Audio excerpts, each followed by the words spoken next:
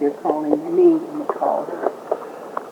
This is an interview by Roland Matthies on July 27, the year 2000. I am interviewing Mrs. Mary E.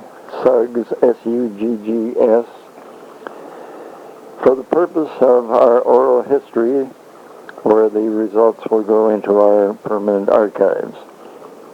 I'm asking Mrs. Suggs, whom I will call Mary, and she will call me Roland, to be on a freewheeling basis, and I will ask very few questions. But first of all, Mary, how did you get here? I married Royal L. Suggs Sr. in October the 21st, 1961. And I moved here From where? from Cincinnati, Ohio. Madisonville, which is in Cincinnati, Ohio. And I married and moved here. Then I decided to continue my education, and I enrolled at Wittenberg. And before I enrolled at Wittenberg, I had worked at Wren's department store in the children's department. And it was interesting because when I first went there, the young lady asked me, was I the maid? Was I the new maid they hired? I said, no, ma'am, I'm on the sales floor. She said, oh, you are? I said, yes, I am. She said, where? I said, in the children's department.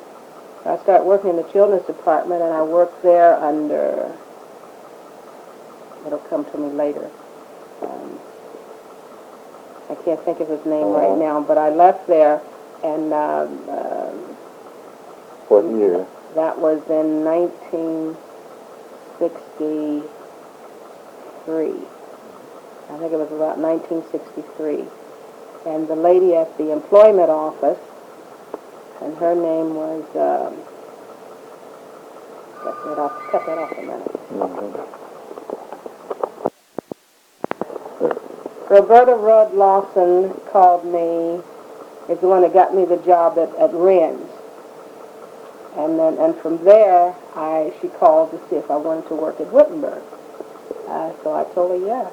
So I started working at Wittenberg in the registrar's office. And President Stauffer was the president at the time.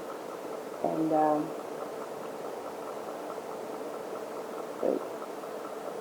trying to remember.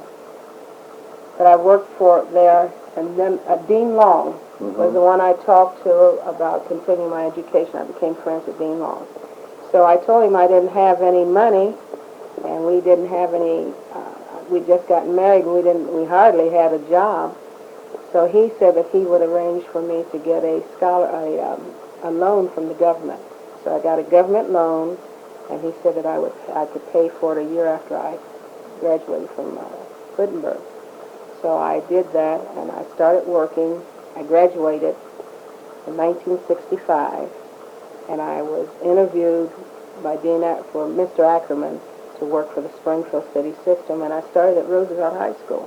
And I was the only black there at Roosevelt Junior High. Yeah. And I stayed there for about a year. In the meantime, my husband was in the plastering business, and we were not getting he was not getting the jobs, and if he did, they didn't pay him. So he applied to the city school system. So he became a custodian. And we were so happy, we sat on the floor and cried because we didn't have any money. So he was working at South High. In the meantime, they transferred him to North High. So Mr. Ackerman called me while I was at Roosevelt to see if I would like to go to North High. And at the time, they did not allow two members of the same family to work at the same school. And Mr. Gunther was the superintendent. So my husband went over to see him, and he said, now, I know we're not allowed to work at the same school, and I don't want any stuff out of you. I heard that my wife may go to North High School. So then Mr. Ackerman came in, and he said, well, there are situations, and there are situations. And we know you two get along very well. So my husband was in the power plant, and I was at, I taught business math, typing, and bookkeeping. And Ruth Zolman and was one of the teachers I worked with, and the other lady, her name will come to me later, but we both worked in that department upstairs at my high school. And after North, Dick Brinkman had started the vocational school. Well, Dick Brinkman and I had been students of Dr. Klein, who I understand was at Wittenberg. She was my teacher at Wittenberg. So she had retired. A little short, Dr. Klein. So Dr. Klein and Mr. Brinkman interviewed me downtown on the corner of Main and High Street. Used to be a drugstore there. Zimmerman Building, I think it was. I think it was Across the street from the Zimmerman. across the street, yeah. The Boston store was the other way. That's right. And it was a drugstore right there. So he interviewed me upstairs there. And I was hired at the vocational school, and so I left North. But there wasn't any black teachers at North either. It was just me. And it was interesting. The Latin teacher was very friendly toward me. The business teachers were, but some of the others weren't too friendly at all. But they found out I didn't care, and they started speaking to me before I left. So then I went to JVS. Dick Brinkman was instrumental in getting that school built. So we sat outside, and they had an opening of that building. But in the meantime, Dr. Klein had cancer, and her husband would push her around the school up there at JVS, and she could hardly make it, but she made sure that all the rooms were painted different colors. All the classrooms had their books in them, the teachers' grade books, the pencils, everything that the teachers need to get started. Only thing we had to do was walk into the room and get ready. She had all the books stamped. How she did it, I don't know, because Dr. Klein was very ill. So when we opened in September... What year? That was 1965. 1960. I think it was the fall of 66. 1967. September. It was either September 1967 or September 66. I'd have to check and make sure. And Dr. Klein died that November. And Mr. Brinkman had the school closed in her memory and for her funeral. And I stayed at JVS, and then Clark State was at JVS for a while, and I worked Clark State and JVS and until they went to their new building. And Dick Brinkman was over the other building. But in the meantime, we had, like Mr. Brinkman started the Springfield plan, and that was to tutor youngsters who, minorities, who did not have a chance to get a better job. And we were to tutor those who were promising and who wanted to do better and who wanted to get a good job and not be on welfare. And Gene, who was an English teacher, he and I worked together. It was 2 one-on-one, and then sometimes we have 2 youngsters. The one young lady, I think, is at Springfield, built a Springfield Bank. Does that exist? She's at one of the banks. I'd have to get her name, but she was one of the bank, which is now Keystone Bank. Key Bank, which is now Key Bank Society. Wasn't it Society? Yeah. Which is now Key Bank. Right. That's where she started. And I can't think of her name right now, but I will. But she was one of the students we had. And I've forgotten several of them. Jean, he's an English teacher, but he's in Florida now. But we would stay after school. This is on our time. We would stay after school, and we'd work with these youngsters about an hour to 2 hours each day until they were hired. And all of them were hired. In fact... this was still under JVS? Under JVS, yes. This was under JVS, and it was in the evening.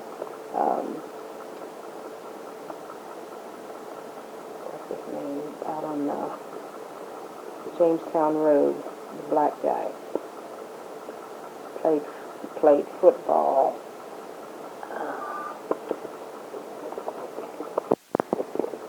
Starting again. Okay. He helped with the program, and I'll think of his name. But there was only a few of us at JVS.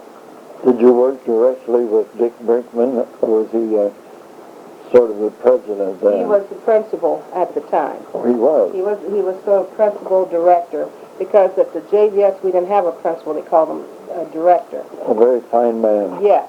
And Dick Adams was his assistant. And I think Dick Adams went to Upper Valley JVS. And I think Dick Adams is now in politics up that way.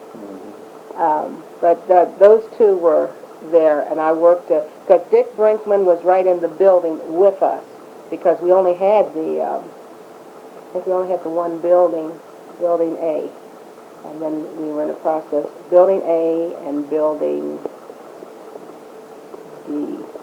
I think that was T&I. With T&I building, and then we had the building where we had cosmetology and the business and accounting, and we had the business department. And I think the second year I was there, I started the one lady had in high school stenography. She started trying to have a newspaper. But the second year, in office machines clerical, I started really putting out the newspaper we called the JVS, we called the Javis. And we had one, that was one of the first little newspapers that we had, and we did it on the press. We would have the offset press, and that was one thing I taught, the offset press and typing and accounting, because we were self-enclosed, I guess, self-contained. We were self-contained. So we taught everything except the academic courses. And we had an English teacher, because at that time we only had English and a government teacher. And we, before I left, they had a couple of government teachers, and we had several counselors. But in the beginning, the classroom teacher was the counselor. And then I think about the fourth year, they hired a counselor, and I think it was Rita Buterin was the first counselor that we had. I know she was. Rita Buterin was the first counselor we had, and she was in Building A, so the kids could, come up and see her. When did you finish there? I retired from there in 1990, but in the meantime, I went on to Wright State in 1970. I started working on my master's, and I graduated from Wright State in 72. And then I started, I worked there, and I would teach at night up at South sometimes. I would take classes at Bowling Green, which meant, and I also taught at Clark State. So that meant I had to leave JVS, go to Clark State, teach a class at Clark State, drive to Bowling Green, and get there in time for a 6 o'clock class. And I would get in the parking lot by the time the bell rang. So I had a few minutes to get to the class before I was tardy. I think about that now and I get tired. Yeah. But then that was while I was working on my master's. I was taking classwork there, and then I transferred some of that to Wright State, and I finished at Wright State. Then in You did get your master's? Yes. I had my master's. Then I started working on my doctorate at Ohio State in 1975, I believe, 75, 76. And that's when I was told that I had cancer. And of course, when I went to see I didn't know I had cancer until I went to the doctor and was examined. And he asked me, did I have my affairs in order? And I said, no. He said, well, get them in order. You have 6 months. And that's been I have to count back because that's been 18 years ago. And he couldn't understand how I was doing so much better, but I was scared to death. Of course, I went through the crying stage, and I was upset, and my husband told me, he said, don't worry about it. He said, you'll be all right. So I started reading up on trying to change diet, and a whole lot of prayer. And Dr. Connor couldn't believe how I was changing each time I went to his office. He wondered what I was doing. I've only had chemotherapy one time, and that was just with the pills. And I go now every 6 months, but he wants to release me, but I don't want him to release me. I want him to keep checking me. Sure. So in the meantime, I told Ohio State this, and I had stopped because I was afraid, wasn't any sense in going. So finally, after 4 years, I said, hey, I'm still alive. So I started back to Ohio State, and I needed 2 quarters. I'd completed my surveys. I had everything ready. I'd written 2 chapters. I was on my 3rd chapter, and I asked for an extension. And they would not give me 2-quarter extension. They only gave me 1-quarter extension. And so I asked my counselor to help me out, but he wasn't interested in helping me out. There was only 2 black women in the class at that time, and she lived in Columbus, so she could go back and forth and get to it.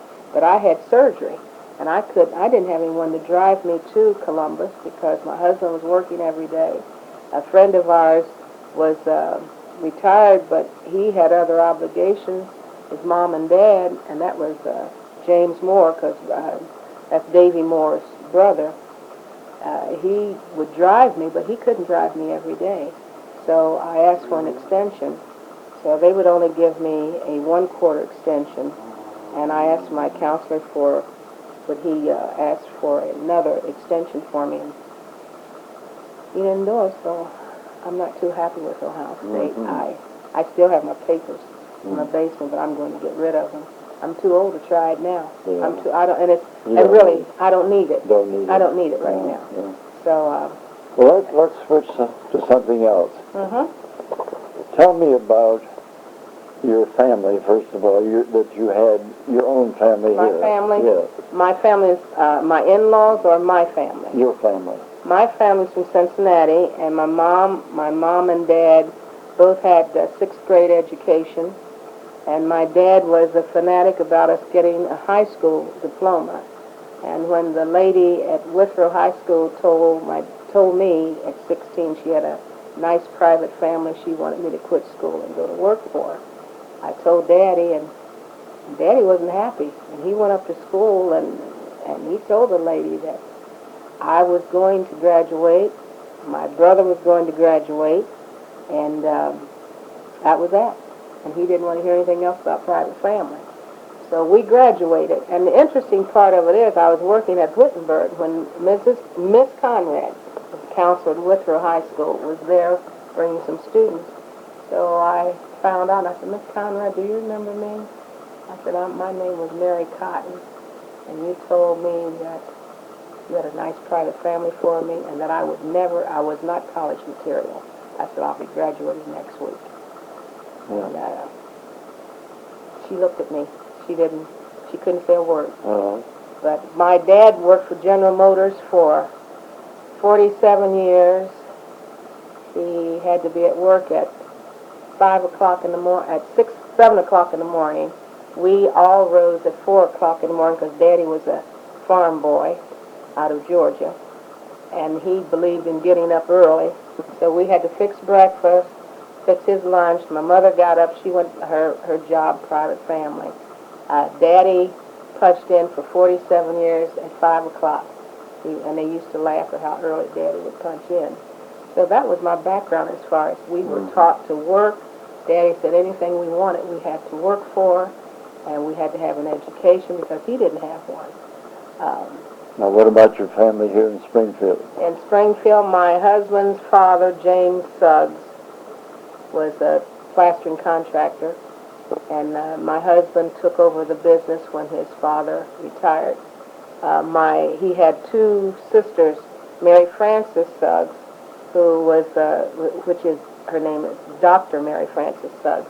She got a Ph.D. from Indiana University, and she taught at Hampton, Virginia, South Carolina State College, and she retired from there, and I don't remember the year, then she came home. She's now 83.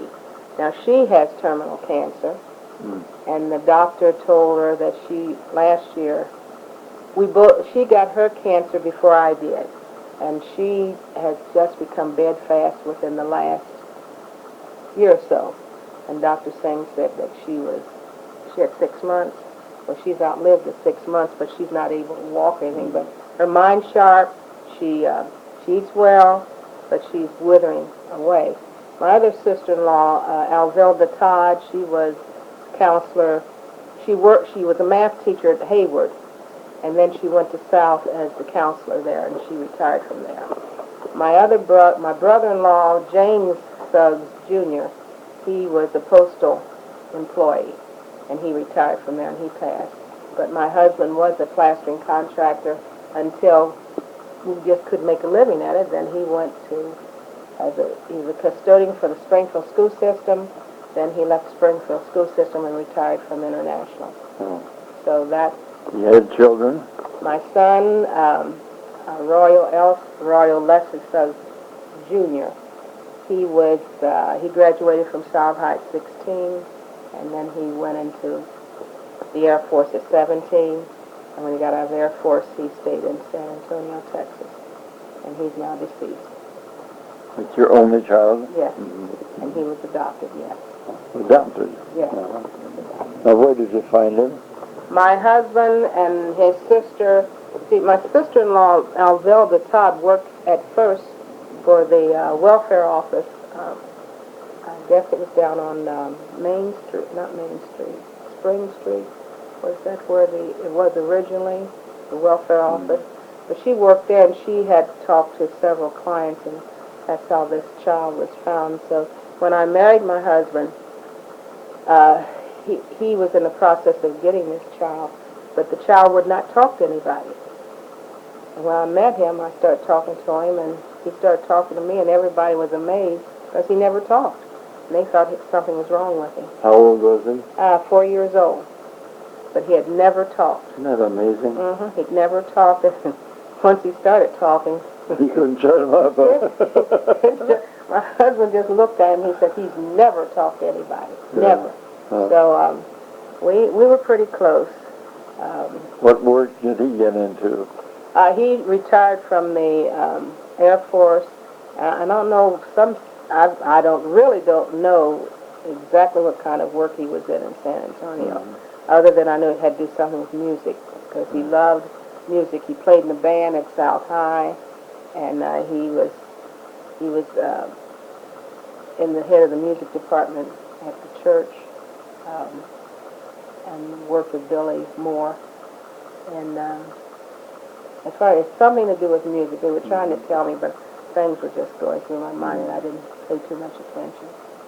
Well, you're certainly to be congratulated on surviving. Well,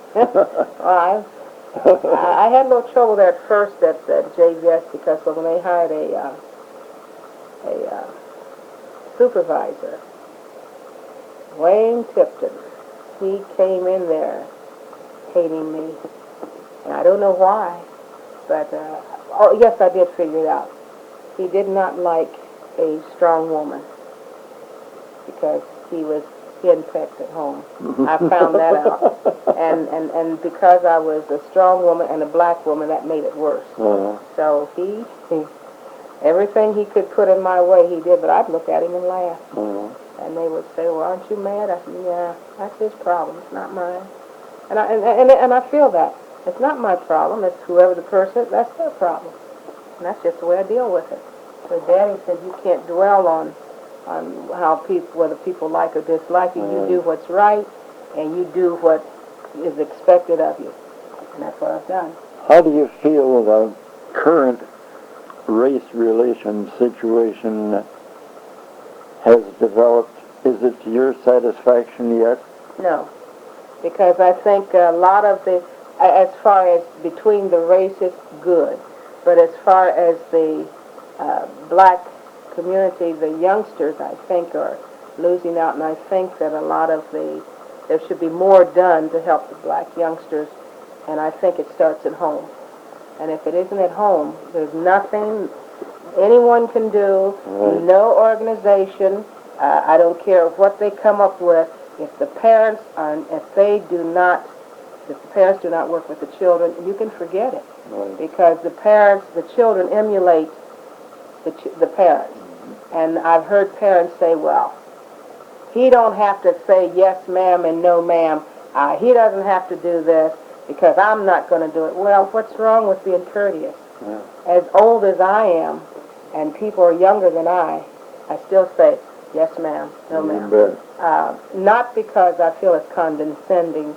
It's because I feel that they are in a position of authority, and I respect their position. It's just plain courtesy. Yes, and I don't think, and even the kids I have now, they used to, when I subbed at North last year, I had a mentally handicapped class, and the kids would come in, yeah, nope. I said, hold it. At the door, that stops.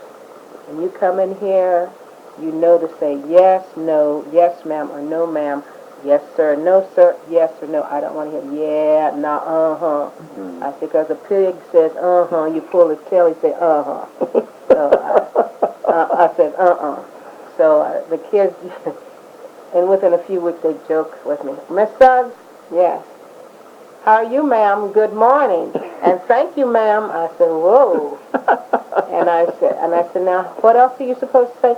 Pig say, huh? You pull his tail, he say, uh-huh. Do we say it? No, ma'am. I said, okay. So, they've learned. And those kids, and the one kid told me, he said, I hope my mother wants you to come back.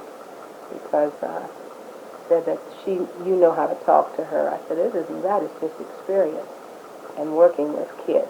Well, this is at North High? This is at North High. When I was there last, this year I was here from March to June. I was only supposed to be there 6 weeks. How many did you have?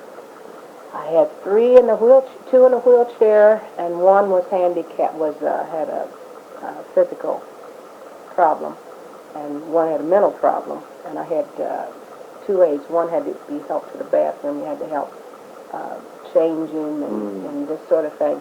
But I enjoyed those kids. Well, sure. We had a good time. In fact, some of them from the other classes, I took them to the welfare building, human relations building, and they worked. And the one I had in a wheelchair, he was doing pretty good on the computer. Mm-hmm. And some of them, and as I told them, I said, you can do what you want to do. It's only what you limit yourself to.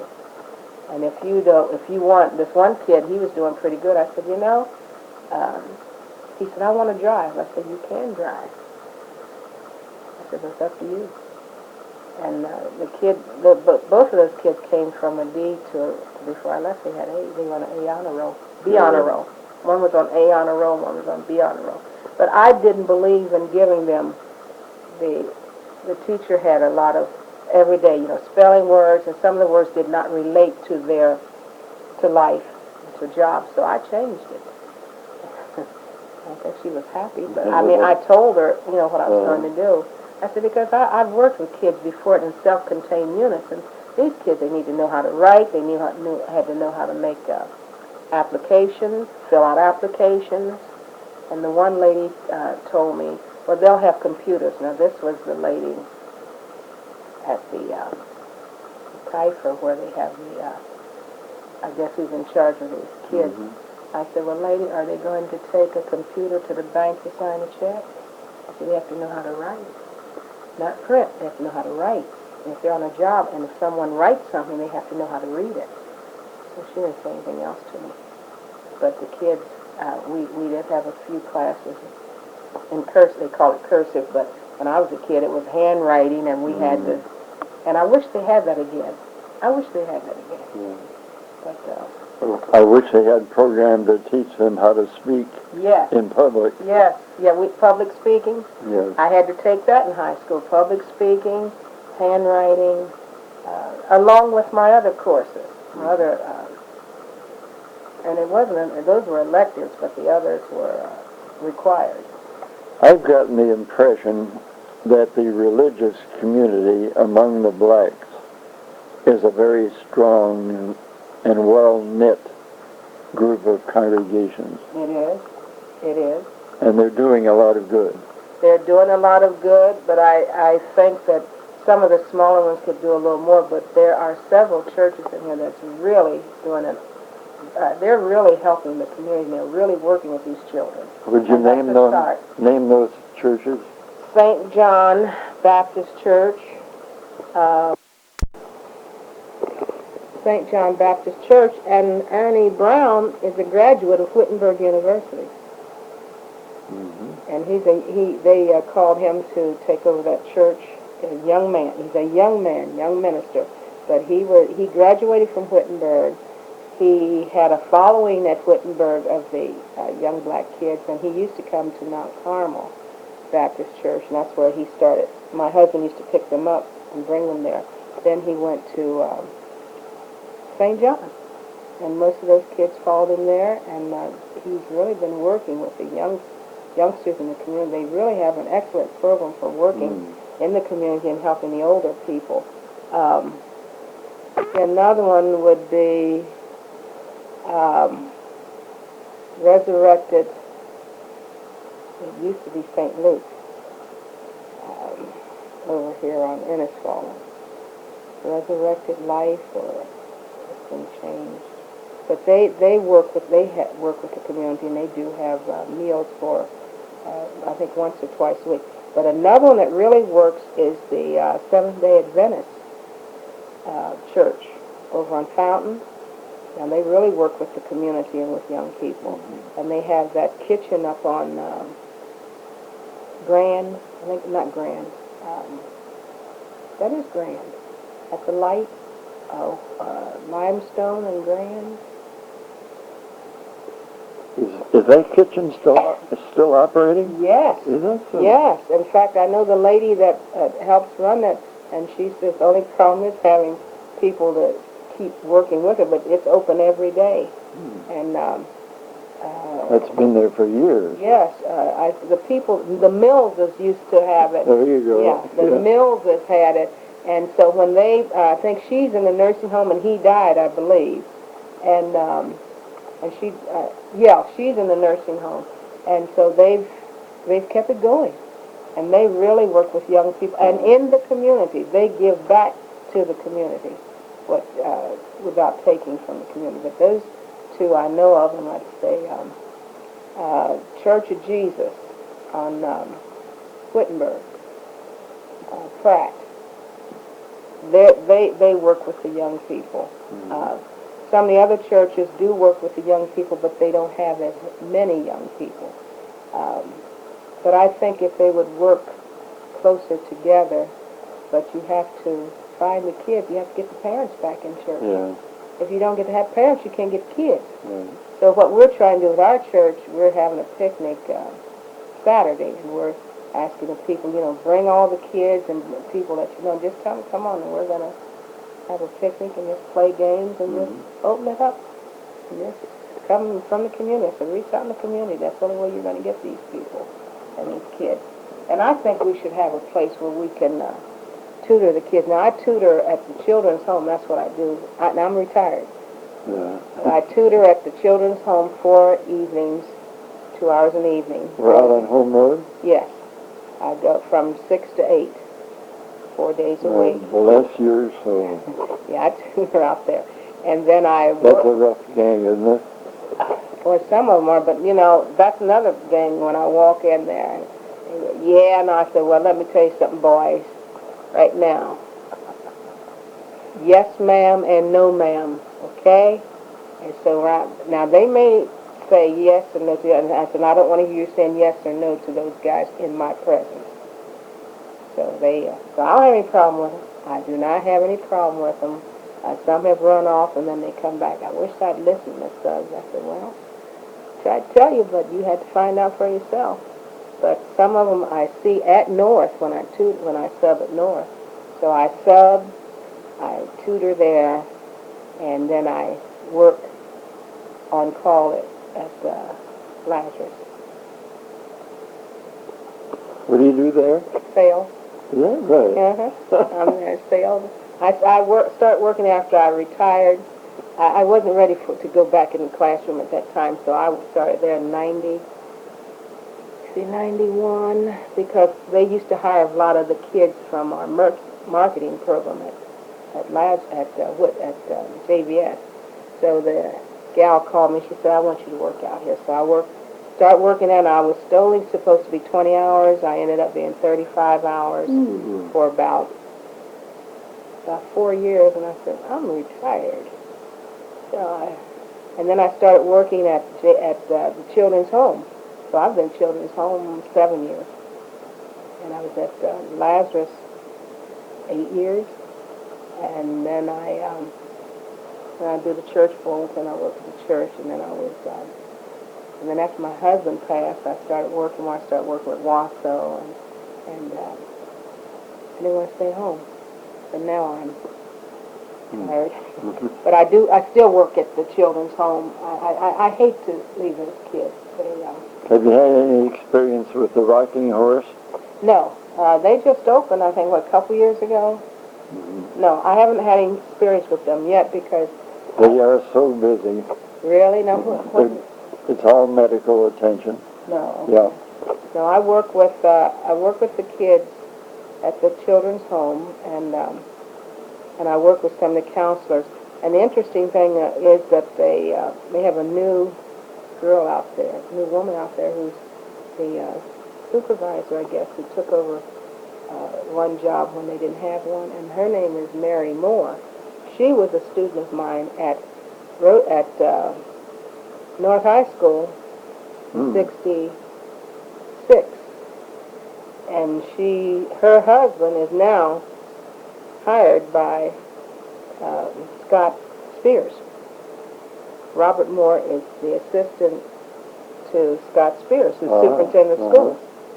So when I saw Mary, she said, "Miss Suggs, I said, "Yes, I am." And she's over the children's home. I don't know if she's still there or not, but she wasn't. She works at the welfare office, and she's been with them a while. Okay, we're getting near the end of the tape. Okay. And I wanted some reaction from you as to how you feel about Springfield today. Oh, I love Springfield. I've gone back home, and I tried to figure out, I like a big city.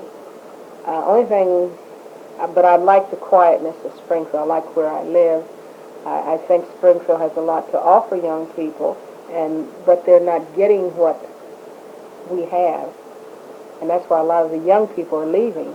And we need to do something to hold on to the youngsters rather than let them... A lot of them are leaving for larger towns and not coming back. I like Springfield for an older... since I'm an older person.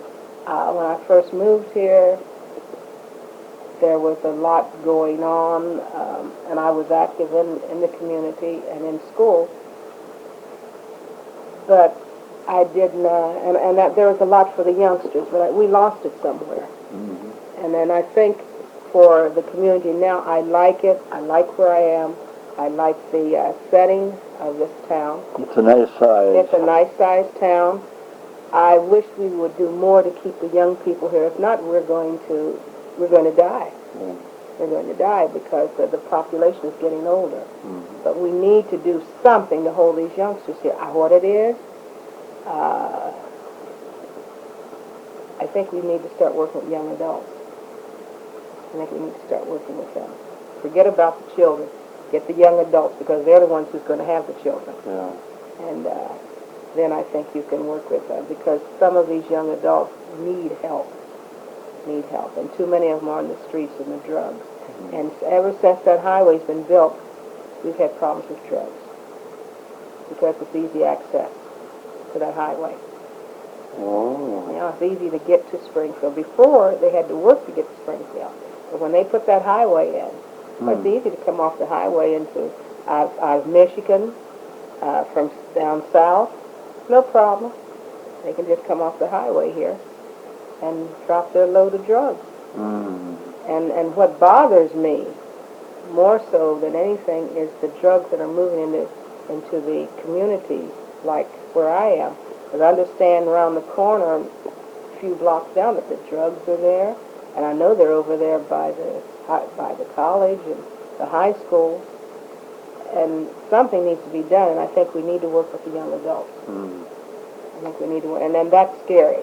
Yeah. That's scary.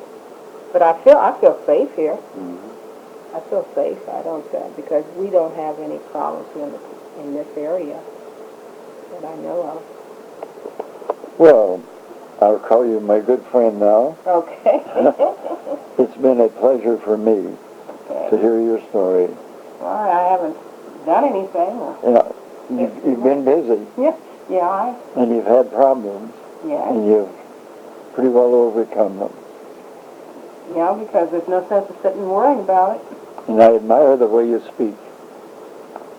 You don't sound like the typical uneducated black. Oh. And some of the educated ones haven't learned very well. True. Yeah. True. So my compliments to you. Well, thank you. I had a good school.